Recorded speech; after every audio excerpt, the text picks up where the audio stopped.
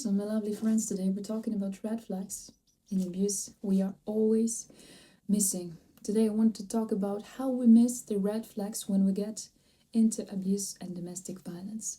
Red flags, that is the first manifestations, the first signals that the relationships are dangerous, and they are always there.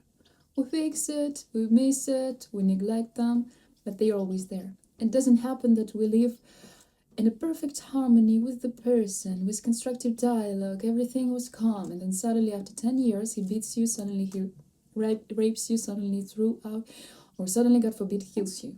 It doesn't happen this way. A person who is capable of violence will always show himself at the beginning of the relationship in some specific way. There will be always some strange moments, which we call red flags. And our subconscious considers it as a danger.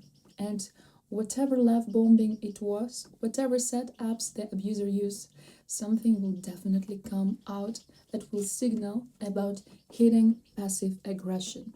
The victim's body signals, and the brain sometimes hangs in the ignorance of what it was, and emotional reactions in the form of fear, anxiety, and pleasant sensations next to such a person. But why do we miss all this?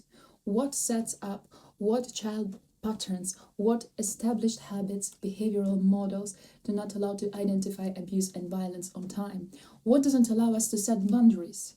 To get out of such relationships, why do we miss the red flags? It often happens that for example, I understand with my mind that something is wrong with the person. It would be better to not to experience that, not to experience the fate, not to try. But for some incomprehensible reason, I stay and I do not make a decision to leave. Sometimes we even write it off as some kind of unearthly attachment, love for life, or fate. So I will name main reasons that we are ignoring and why we're doing that. The first thing is distrust in yourself, your feelings, your eyes, ears, sensations, distrust of your intuition, ignoring danger. That messages about danger through your senses, but it doesn't convert somehow into instincts of self-preservation. These breakdowns are formed in childhood, where a child is punished for any negative emotions, or the child's feelings are ignored or suppressed, and the child is used to the fact that what he feels doesn't matter. In fact, you cannot resist because you do not consider aggression as a danger, or you are afraid to resist because this resistance will be punished. That's how you were taught. Therefore, as a protective reaction of the psyche, of the three options like hit, run, freeze, only freeze works. Because since childhood, they teach humility and patience, and it doesn't matter what you feel. And in fact, this is how instincts of self-prevention are disabled. The second is underestimated self-esteem.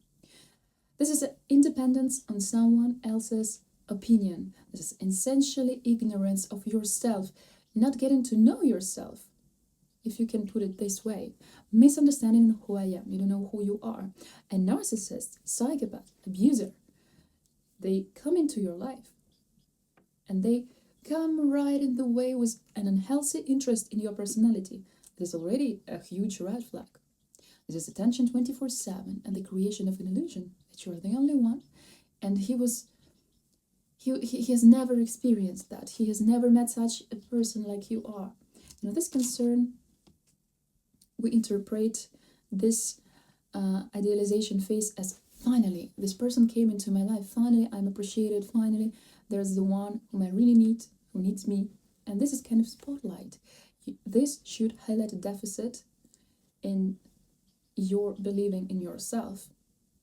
It's kind of a self-deception, and it seems like someone from the outside that someone will fill this void. But no. The third reason is close to this: is ignorance, fear of loneliness, fear of losing time. Because there are programs that are transmitted from generation to generation. Grandmother and great-grandmother were afraid of loneliness because there were hunger, cold, war. You can't survive alone. They passed this program to your mother. The mother was afraid of loneliness because it was socially deniable. The mother passed the idea to her daughter that not having a relationship is a kind of defect, and you can be in the rank of existing personalities only if you have a relationship. It doesn't even matter the equality. The main thing is their presence. The same goes for men. When you meet a narcissist or a psychopath with his love bombing, with his whining that he was looking for you and only you all his life and he will die on the same day, it is perceived as a kind of guarantee that I will be in a relationship, that is, I will already be a real personality for society. Plus the fear of shortness of time and the understanding that for each new relationship it can take several months to several years. And him it seems to be already happening. And for some red flags, little thing that alert, you need to close your eyes. And in fact, here the casino effect works. By the time of the first manifestations of abuse, a lot of already have been invested. Well, I will not go out, I will not leave, I will stay, I will play off, so I'm waiting. There also will be the video about the casino effect on this channel, so I will recommend you to watch it. So here you go, so compromise with yourself and miss the red flags. Even when this demonstration of aggression is clear and open, you are still tolerating it. Another thing is not being able to say no. Parents in childhood quite strictly stopped attempts to defend their personal boundaries, their personal space, or they generally deprived personal space and personal whatever it was. When you had nothing, all that yours is not yours, you're no one. So attempts to somehow defend your boundaries caused adult anger, irritation, rejection, and finally punishment. So there was a fear to refuse and a fear of an open conflict. It's better to be silent, it's better not to go to the conflict, it's better to just to stay silent. Another thing is ignorance of the theory. No one taught you. No one taught you the things. No one taught you that if person hit you one time, it will be always like that. If you were insulted, humiliated, manipulated, and then the person asks you the forgiveness, it doesn't mean that it will never happen again. It doesn't mean that the person is genuine. It's just the beginning of the cycles, and you will isolate yourself from the society. And there's no external environment who can support you. This is the sign of abuse. And that's why I always say that psychological literacy is a guarantee of safety and protection of your life from narcissists, psychopaths, and other psychological tyrants.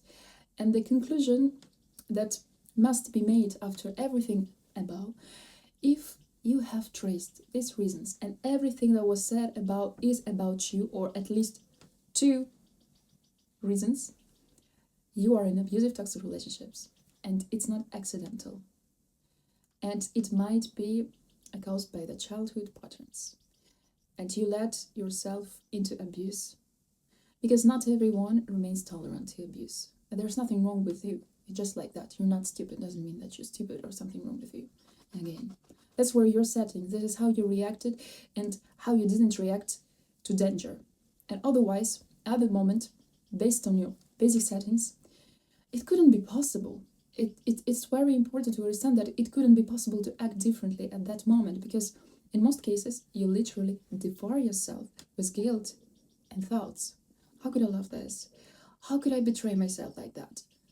I could, because that's how child patterns performed. Neural connections were formed at that moment in this way and no other way. And the feeling of guilt must be worked out, because it is not constructive, it's very toxic. And this is another legacy that an abuser leaves behind for you. The habit of always being to blame for everything you're guilty. He will blame you for everything. You will feel guilty.